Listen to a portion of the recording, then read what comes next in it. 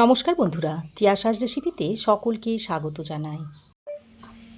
আজকে আমি সয়াবিনের একটা নতুন ধরনের রেসিপি আপনাদের সঙ্গে শেয়ার করতে এসেছি।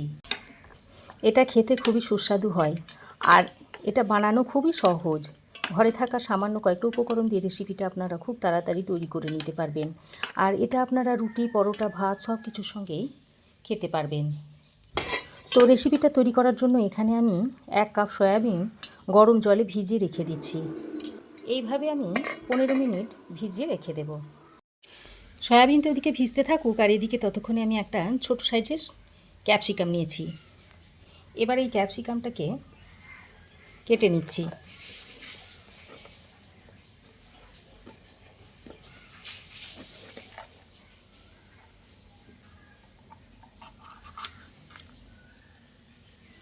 এইভাবে ক্যাপসিকামটাকে একটু চৌকো চৌকো করে কেটে নিতে হবে। ভিতরের এই সাদা অংশটাকে কেটে ফেলে দিতে হবে।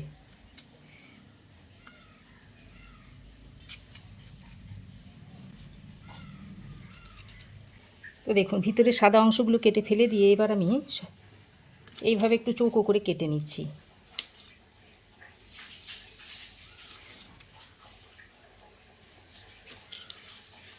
দেখুন, ক্যাপসিকামটাকে আমি এরকম ছোটো ছোটো টুকরো করে নিয়েছি।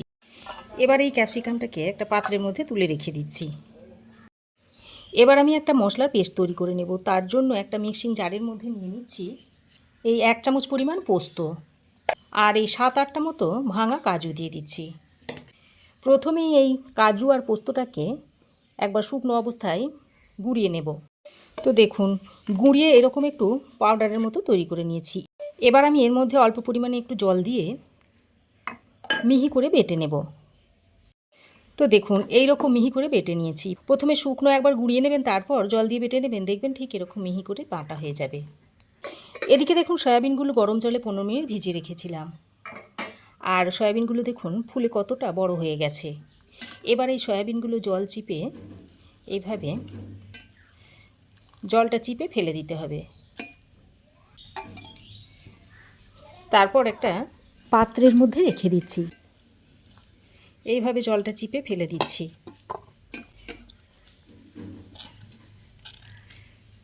তো সব সয়াবিনগুলোকে জল চিপে ফেলে দিয়েছি। তারপর এই সয়াবিনের মধ্যে দিয়ে দিচ্ছি অল্প সামান্য পরিমাণে একটু নুন, দিয়ে দিচ্ছি একটু ঝাল লঙ্কার গুঁড়ো আর 2 চামচ পরিমাণ দিয়ে দিচ্ছি কর্নফ্লাওয়ার। তবে আপনারা কর্নফ্লাওয়ারের বদলে ময়দাও দিয়ে দিতে পারেন। এবার নুন, লঙ্কার এই কর্নফ্লাওয়ারটা সয়াবিনের গায়ে ভালো করে মাখিয়ে নিচ্ছি। দেখুন, সয়াবিনের গায়ে খুব ভালো করে মাখিয়ে নিয়েছি। এবার একটা কড়াই গরম করে এর মধ্যে দিয়ে দিচ্ছি বেশ খানিকটা সর্ষের তেল আর এই তেলটা একটু বেশি পরিমাণে লাগবে।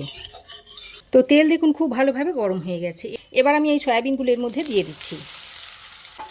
সয়াবিনগুলো দিয়ে হাই হিটে বেশ লাল লাল করে ভেজে নিতে হবে। লো হিটে কিন্তু সয়াবিনগুলোকে ভাজতে যাবেন না, তাহলে ভালো করে ভাজা হবে না আর কড়াইয়ের গায়ে দেখবেন লেগে যাবে। তো এইভাবে সয়াবিনগুলোকে হাই ফ্লেমে খুব ভালো করে ভেজে নিতে হবে। তো দেখুন, হাই ফ্লেমে সয়াবিনগুলোকে এরকম লাল লাল করে ভেজে নিয়েছি। এবার এই সয়াবিনগুলোকে তুলে নিচ্ছি।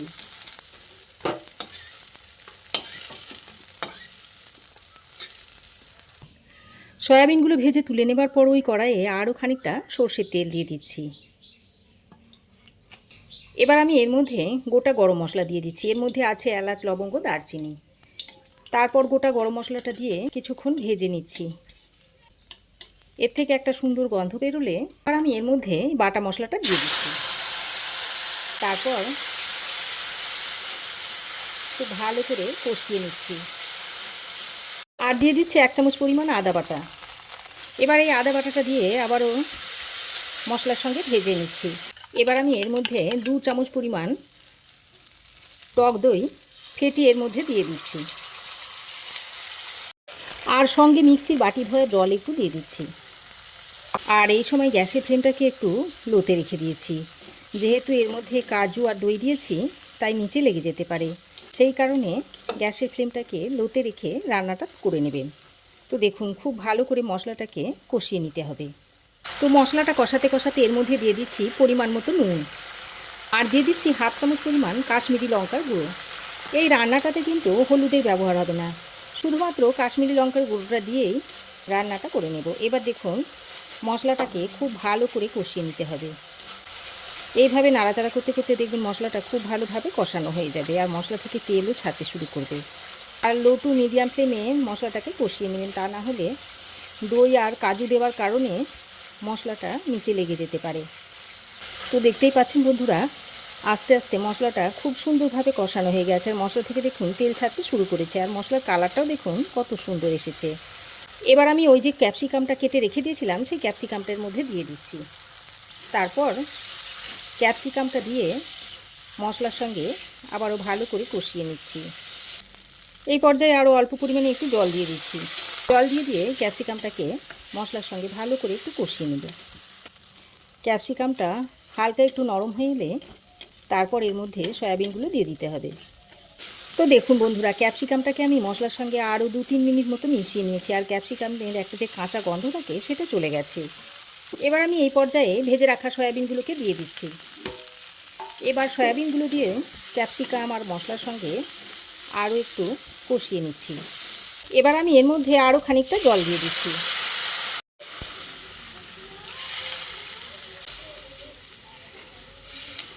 আর দেখতেই পাচ্ছেন যে কতটা আমি জল দিয়েছি। এই রান্নাটা যেহেতু একটু মাখো মাখো হবে তাই আমি খুব বেশি জল দিইনি, অল্প পরিমাণে জলটা দিয়ে দিয়েছি। তারপর জলটা দিয়ে খুব ভালো করে নেড়ে চেড়ে মিশিয়ে নিয়ে এবার আমি একটা ঢাকনা লাগিয়ে 3-4 মিনিট মতো রান্না করে নিচ্ছি। তো দেখুন ঢাকা দিয়ে আমি 3-4 মিনিট মতো রান্না করে নিয়েছি আর রান্নাটা দেখুন প্রায় হয়েই এসেছে। দেখুন ক্যাপসিকাম খুব সুন্দরভাবে রান্না হয়ে গেছে আর সয়াবিনগুলো দেখুন কত সুন্দর দেখতে হয়েছে। এবার আমি এর মধ্যে 2-3টে মতো চেরা কাঁচা লঙ্কা দিয়ে দিলাম। আর যেহেতু আমি রেসিপিটা সম্পূর্ণ নিরামিষভাবে তৈরি করছি তাই স্বাদের ব্যালেন্সের জন্য অল্প একটু চিনি দিয়ে দিলাম। এবার আমি বেশ কিছুটা কসুরি মেথি ড্রাই রোস্ট করে নিয়েছি। তারপর হাতে এইভাবে ডলে কসুরি মেথিটা এইভাবে দিয়ে দিচ্ছি।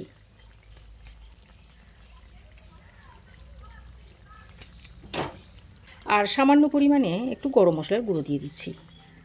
তারপর আবারও সব কিছুকে ভালো করে নেড়েচেড়ে মিশিয়ে নিয়ে আরও 2 মিনিট মতো রান্না করে নেব। যেহেতু এর মধ্যে কাজু আর দই দেওয়া আছে তাই খুব বেশি রান্না করার দরকার নেই। 2 মিনিট মতো রান্না করে নেব। নামানোর পর এই গ্রেভিটা অনেকটাই টেনে যাবে। আরও 2 মিনিট মতো আমি ভালো করে রান্না করে নিয়েছি আর রেসিপিটা এখন সার্ভ করার জন্য রেডি হয়ে গেছে। তো ভালো করে নেড়েচেড়ে মিশিয়ে নিয়ে ঢাকা দিয়ে আমি আরও 2 মিনিট মতো রান্না করে নিচ্ছি। তো ঢাকা দিয়ে আমি আরও 2 মিনিট মতো রান্না করে নিয়েছি। এর থেকে বেশি আর রান্না করব না, যেহেতু দই আর কাজু দেওয়া আছে তাই নামানোর পর আরও কিছুটা ঝোলটা টেনে নেবে। গ্যাসের ফ্লেম বন্ধ করে রেসিপিটা নামিয়ে আপনাদের সার্ভ করে দেখাচ্ছি।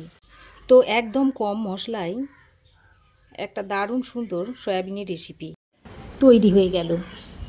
এটা গরম ভাত, রুটি, পরোটা সব কিছুর সঙ্গে খেতে খুবই ভালো লাগে আর খুব কম মশলায় তৈরি হয়ে যায়। আশা করছি রেসিপিটা আপনাদের ভালো লেগেছে। ভালো লাগলে অবশ্যই একটা লাইক করবেন।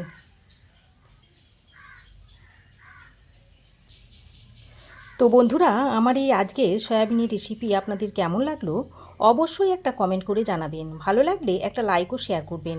পাশে থাকা বেল আইকনটাও অবশ্যই প্রেস করে দেবেন। আর আমার চ্যানেলে যদি নতুন হয়ে থাকেন তো প্লিজ চ্যানেলটাকে সাবস্ক্রাইব করার অনুরোধ রইল। আজ এ পর্যন্তই। আবার দেখা হবে নতুন কোনো রেসিপি নিয়ে নেক্সট এপিসোডে। সে পর্যন্ত ভালো থাকবেন, সুস্থ থাকবেন। ধন্যবাদ।